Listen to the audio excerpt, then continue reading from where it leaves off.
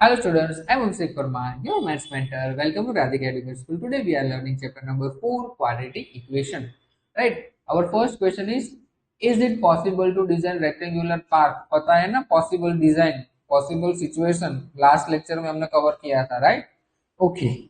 So rectangle park of perimeter 80 meter in area 400 meter square. If so, find length and breadth. Length and breadth हमें find करनी है. चलो start करते हैं. Length से suppose कर दे let the length be a the length is equals to x. Metre है तो मीटर लिखना है, ठीक है, छोड़ मत देना मेहरबानी, सिर्फ x मत लिखना. x क्या है? मीटर, सेंटीमीटर, किलोमीटर, जो भी है वो लिखना है. राइट. अब देखो लेंथ x है तो ब्रेथ क्या सपोज करेंगे, आपके मन में क्वेश्चन आएगा और ये क्वेश्चन देखोगे तो आपको लगेगा सर ये थर्ड चैप्टर से सॉल्व कर सकते हैं, कंफ्यूजन क्रिएट होगा.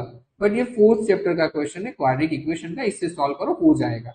अब देखो लेंथ हमारे पास x है और देखो पेरीमीटर गिवन है, पेरीमीटर 80 मीटर दिया हुआ है ना, तो यहां से मैं मेरी ब्रेथ फाइंड कर सकता हूं. ठीक है, देखो पेरीमीटर क्या दिया हुआ है, perimeter is equals to 80 metre. और पेरीमीटर का फॉर्मूला आप सबको पता है, 2 into the bracket l plus b. Done ना. पेरीमीटर का फॉर्मूला आप सबको पता है, 2 into the bracket l plus b. अब देखो एल मेरे पास है तो बी फाइंड कर सकता हूं. राइट ना. एल हमने सपोज किया क्या है, x plus b is equals to 80.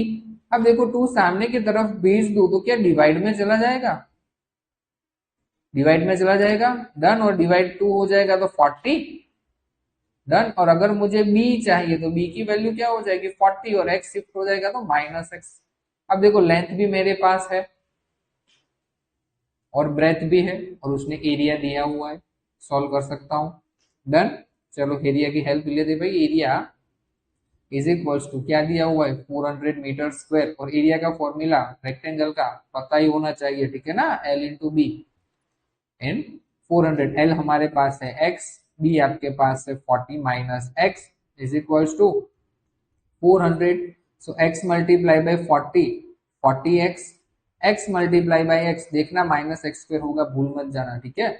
और वैसे सेम एक्स स्क्वायर माइनस है तो इसे सॉल्व नहीं कर सकते, कहाँ भेज देंगे, राइट हैंड साइड. चलो भेज दो, माइनस को साइड साइड भेजोगे तो माइनस एक्स स्क्वायर है तो वो क्या बन जाएगा plus x square. 40x plus है तो क्या हो जाएगा माइनस 40x.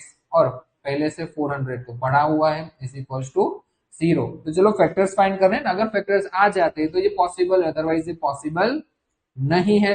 चलो 400 कैसे फैक्टर प्लस होकर 40 है, सर बोलोगे सर ये तो बहुत इजी है, 20 जा डन ने. 20 जा 400 एंड 20 प्लस 20 40. तो डायरेक्ट फैक्टर लिख देंगे x minus 20, x minus 20. Done है, मैंने आपको ये सिखाया था. और इक्वेट करोगे तो आपको क्या आएगा, x इज इक्वल्स टू 40, दोनों सेम. डन है, दोनों same. Right. So length is equals to, पीछे लिख देता हूं, राइट ना. सो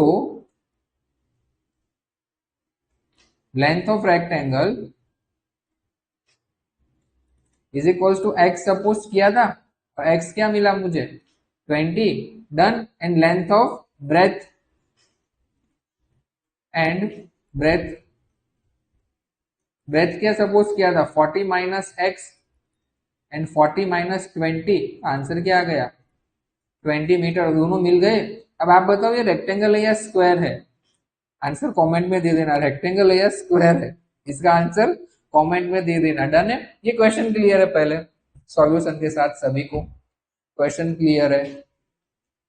डन है. इस तरह के क्वेश्चन बहुत बार पूछे जाते हैं, इजी है, बट आपको कंफ्यूज नहीं होना है कि ये मैं थर्ड चैप्टर से सॉल्व करूँ या फोर्थ चैप्टर से. ठीक है, मैक्सिमम टाइम्स आप प्रैक्टिस करोगे तो ये आपको क्लियर हो जाएगा एग्जाम में कि ये थर्ड चैप्टर का क्वेश्चन है या फोर्थ चैप्टर का क्वेश्चन है. डन है. और ये मेरा आंसर कमेंट में भूलना मत, रेक्टेंगल है या स्क्वायर है. डन. मिलते हैं नेक्स्ट वीडियो में, टिल देन बाय.